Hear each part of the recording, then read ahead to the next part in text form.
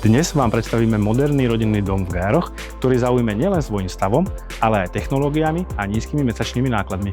Poďme sa pozrieť. Ide o novší rodinný dom, skolaudovaný v roku 2019. Dom sa predáva kompletne zariadený, takže nový majiteľ sa môže pohodlne nasťahovať. Výhodou je elektrické podlahové vykurovanie, krb, fotovoltika a tiež rekuperácia. Mesačné náklady sú približne do 100 eur. K dispozícii je aj samostatná garáž, 2 parkovacie miesta pred domom a zastrešená terasa.